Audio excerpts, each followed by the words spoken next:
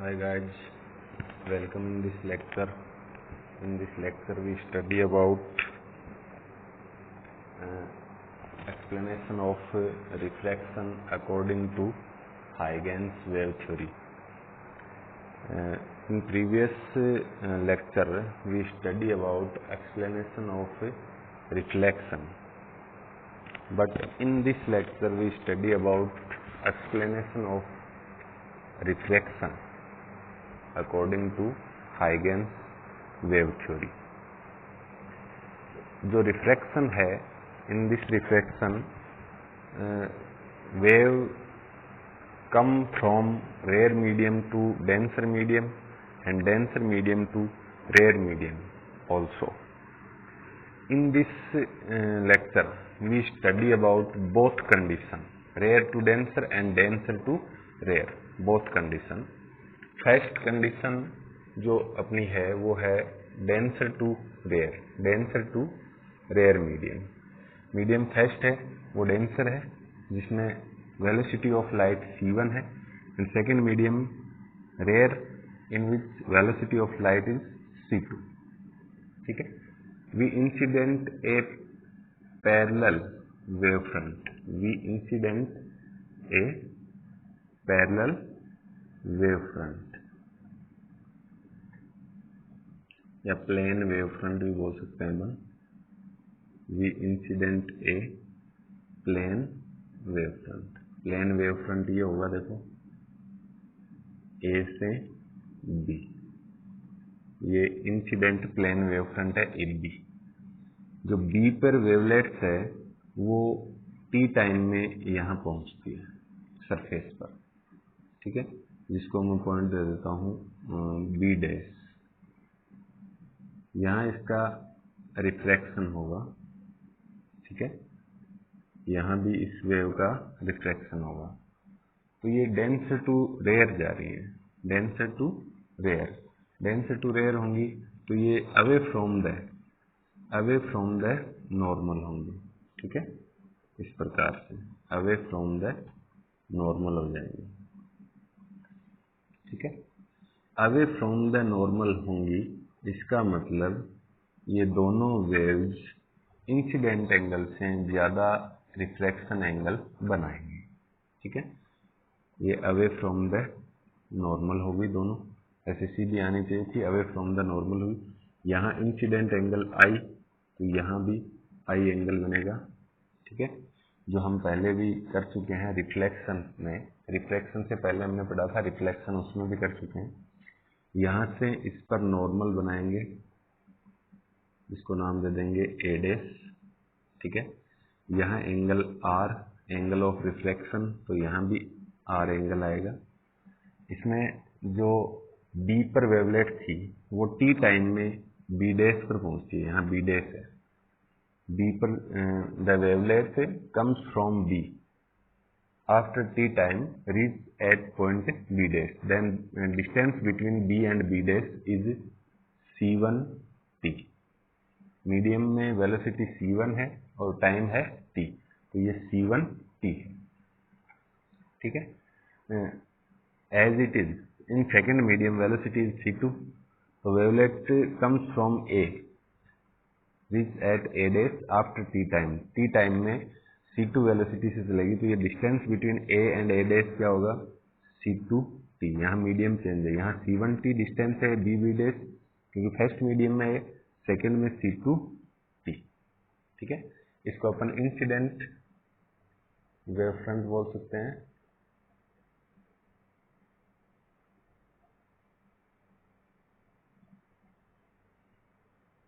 ठीक है, ये reflected wave front.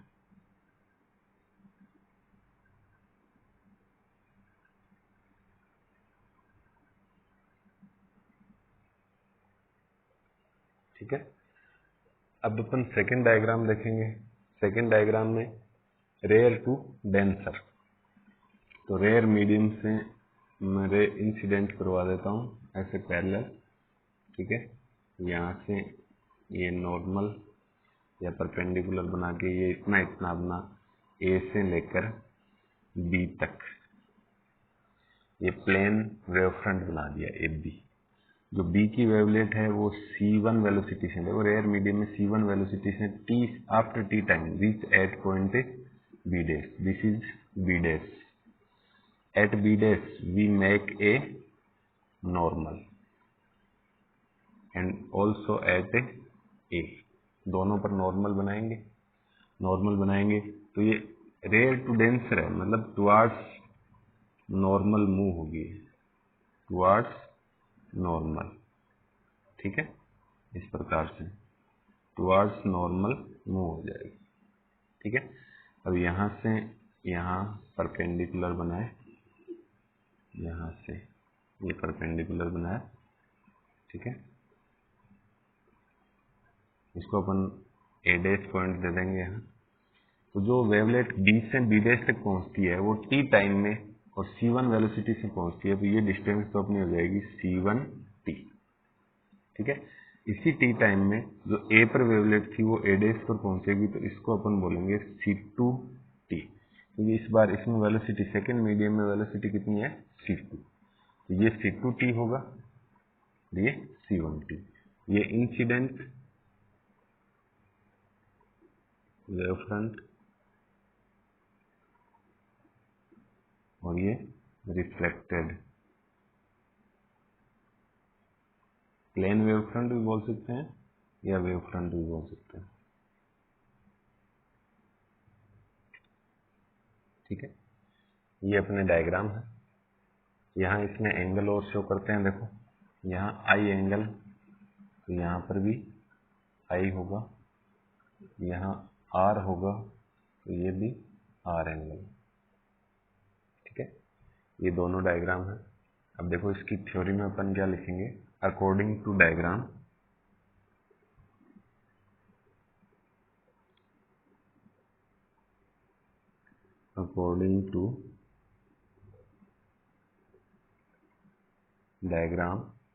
wavelet comes from B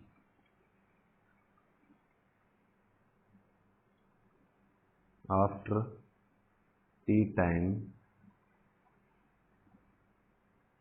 reach at point B dash, so distance, जो B पर वेवलेट है वो B डैश पर पहुंची है t टाइम पर, तो इसमें डिस्टेंस B से B डैश तक की distance B dash is equals to क्या होगी, डिस्टेंस इज इक्वल्स टू होती है वेलोसिटी इनटू टाइम, तो वेलोसिटी c1 है, टाइम है t टाइम में जा रही है और फर्स्ट मीडियम में वेलोसिटी c1 है, तो ये हो जाएगी c1t। As it is wavelet come from A reach at point A dash, as same wavelet comes from A after t time reach at point A dash, then distance कितनी होगी, देखो A से A dash तक, A से A dash भी t time ही लेती है, लेकिन यहाँ वेलोसिटी चेंज है, वेलोसिटी कितनी है c2, तो ये होगी वेलोसिटी इनटू टाइम, ठीक है। ये इसकी थ्योरी में आ जाएगा। इसके बाद अपन इसका डेरिवेशन करेंगे, तो डेरिवेशन के लिए मैं ये रिमूव कर रहा हूँ, आप स्क्रीनशॉट ले लें ताकि आपको दोनों बनाने, नोट्स बनाओगे तो हेडिंग के बाद दोनों डायग्राम, फिर नीचे इसका डेरिवेशन और थ्योरी कंटिन्यू लिखने हैं। तो ये अभी मैं यहाँ ये रिमूव कर रहा हूँ, तो एक बार आप इसको लिख सकते हैं, नोट्स स्क्रीनशॉट ले लें ताकि नोट्स बनाने में कोई दिक्कत नहीं हो।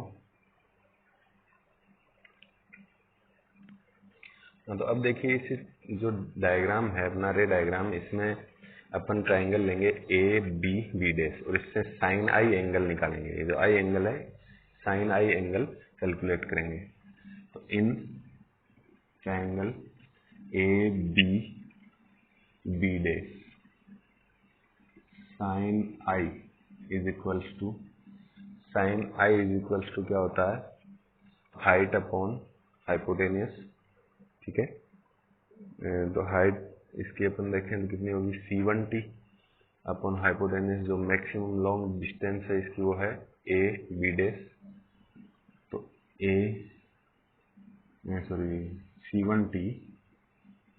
C1t upon A B dash, equation first, ठीक है। इसके बाद अपन सेकंड ट्रायंगल लेंगे ए डैश बी डैश या A B dash A dash, in triangle A B dash A dash, sine r calculate करेंगे। Sine are is equals to क्या होगा, C2t upon A B dash, C2t upon A B dash, ठीक है। इसको equation second दे देंगे by equation first upon second. Equation first upon second से क्या होगा, देखो sine I upon sine are is equals to C1t upon A B dash upon C2t upon A B dash. तो ए बी डैश से ए B dash cancel हो जाएगा, T से T cancel हो जाएगा, तो sine I upon sine are is equals to C1 upon C2, ये बचेगा, ठीक है, C1 अपॉन C2। इसको इक्वेशन दे देंगे अपन थर्ड। अब अपन C1 और C2, C1 है वेलोसिटी इन फर्स्ट मीडियम और C2 है वेलोसिटी इन सेकंड मीडियम, ये कैलकुलेट करेंगे। तो रिफ्रैक्टिव इंडेक्स का फॉर्मूला लगाएंगे। Refractive index mu is equals to क्या होता है, velocity in vacuum upon velocity in medium, ये होगा velocity in vacuum and velocity in medium, ठीक है। तो अब हम इसमें वेलोसिटी इन मीडियम C1 है फर्स्ट मीडियम की, C2 सेकंड मीडियम की, वेलोसिटी इन मीडियम कैलकुलेट करें तो C अपॉन क्या आएगा, म्यू। यदि आप C1, if you calculate C1 first medium की velocity, velocity of first medium, then is equals to C upon μ1, refractive index of first medium आएगा, और C2 तो C is equals to μ2, C2 is equals to C upon μ2। ये value इसमें third equation में put करेंगे, तो put the value of C1 and C2 in equation third. Third equation में अपन वैल्यू पुट करेंगे, तो क्या आएगा, sine I upon sine are is equals to C upon μ1 C upon μ2, ठीक है, C अपॉन μ1 और C अपॉन μ2। अब C से C कैंसिल हो जाएगा, तो अपने पास क्या बचेगा, देखो मैं इस साइड का रिमूव कर रहा हूँ एक बार, ये अपना पहले का लिखा हुआ है, पहले के स्क्रीनशॉट में आया हुआ है, कोई दिक्कत नहीं है। हाँ तो देखिए अपना क्या, C से C यहाँ कैंसिल होने के बाद क्या बचेगा, sine I upon sine are is equals to 1 upon μ1 1 upon μ2। μ2 ऊपर चला जाएगा, μ1 नीचे आ जाएगा, तो ये हो जाएगा sine I upon sine are is equals to μ2 upon μ1, ठीक है। μ2 अपॉन μ1 को अपन क्या लिखते हैं, we denote μ2 upon μ1 by μ21, we denote μ2 upon μ1 by μ21, then sine I upon sine r will becomes μ21.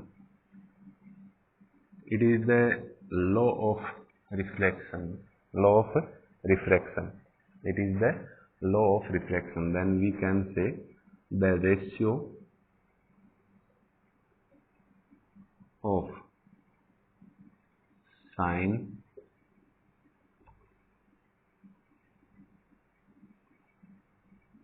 of incident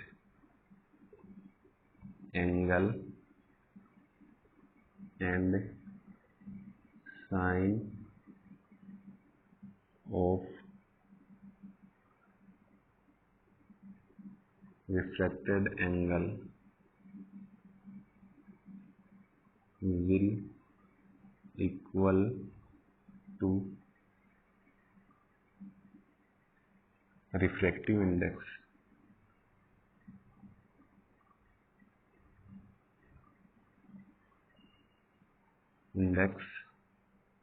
of second medium with respect to first medium.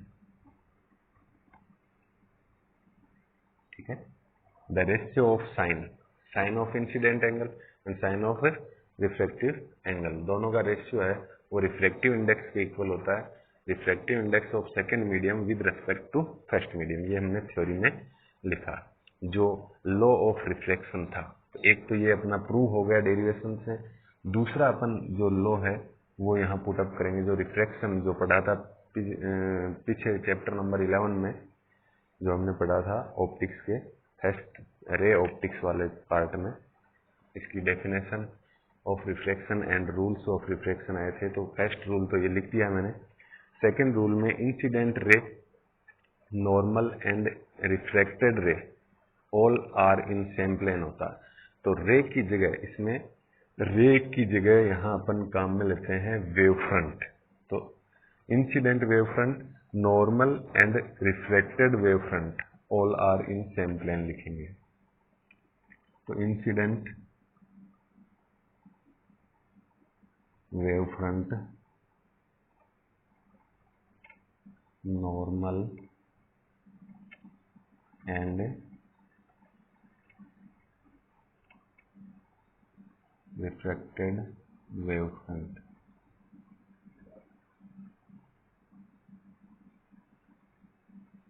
All are in same plane. सभी किसमें है? Same plane में होंगे। जो incident wave front है, reflected wave front और normal, सभी क्या होंगे? सेम प्लेन में होंगे।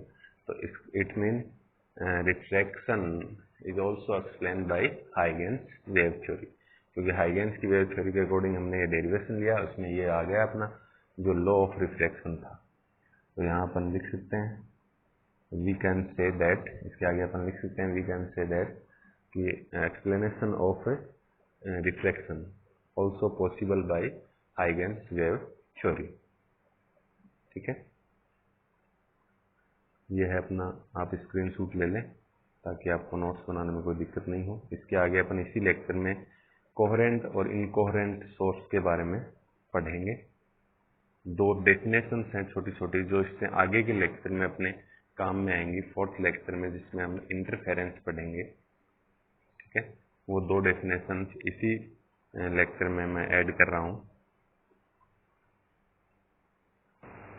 हाँ, तो गाइज अब हम चर्चा कर रहे हैं उन दो डेफिनेशनों की जो इससे जस्ट आगे के लेक्चर में हमें रिक्वायर्ड होंगी। वो है coherent source and incoherent source. तो कोहेरेंट सोर्स क्या होता है? देखो, कोहेरेंट सोर्स वे सोर्स होते हैं जिससे इमिटेड जो वेव्स होती हैं उनके बीच में phase difference with respect to time will be constant. There are phase difference will be constant with respect to time. ठीक है, उसमें वे सोर्स जिसकी जो लाइट वेव्स हैं उनके बीच में फेज डिफरेंस है वो कांस्टेंट होता है। एट ए टाइम, कोई भी टाइम अपन देखें तो कांस्टेंट मिलता है, वो सोर्स क्या कहलाते हैं? Coherent source. तो coherent source is that source there are constant phase difference between emitted waves या emitted light waves by that source. That source is called coherent source. इसका एग्जांपल अपन देखें तो एक आपके पास एक लाइट सोर्स हो, उसी से अपन दो लाइट सोर्स, जैसे उसके आगे कोई स्क्रीन लगाएं, स्क्रीन में दो स्लिट दे दें, दो स्लिट दे के आगे लाइट पास करें, तो एक सोर्स से दो स्लिट बना के हमने आगे लाइट पास कराई, तो एक ही सोर्स से दो सोर्स बनाकर, तो two light source made by one light source at equal distance. दोनों सोर्स हैं या दोनों स्लिट हैं वो सोर्स से इक्वल डिस्टेंस पर होनी चाहिए। ठीक है, एक ही लाइट सोर्स से अपन दो लाइट सोर्स बनाए। ठीक है, तो उसे अपन बोलेंगे कोहेरेंट सोर्स। इनकोहेरेंट सोर्स जो है वो इसका अपोजिट होता है। इनकोहेरेंट सोर्स में वेरिएबल फेज डिफरेंस आता है। कभी फेज डिफरेंस कम होता है तो कभी ज्यादा होता है, यानी फेज डिफरेंस में परिवर्तन होता रहता है। ठीक है, तो जिन लाइट सोर्स के जो वेव हैं उनमें फेज डिफरेंस है वो with respect to time variably change होता है, ये वेरिएबल रहता है, तो उन सोर्सों को अपन क्या कहते हैं, इनकोहेरेंट सोर्स। ये होते हैं free source, free light source. ठीक है, फ्री लाइट सोर्स जैसे हमने दो बल्ब जला दिए तो वो फ्री लाइट सोर्स हैं। ठीक है, अलग अलग दो, एक ही सोर्स से दो सोर्स न होंगे, अब दो अलग अलग सोर्स होंगे तो वो फ्री लाइट सोर्स होंगे। एक सोर्स है उससे अपन दो लाइट सोर्स बना रहे हैं तो वो होंगे कोहेरेंट सोर्स। ठीक है, इनकी डेफिनेशन आपको स्क्रीन पे दिख रही है, आप स्क्रीनशॉट लें ताकि नोट्स बना सकें। आज के इस लेक्चर में इतना ही। नेक्स्ट लेक्चर में अपन इंटरफेरेंस के बारे में पढ़ेंगे। धन्यवाद।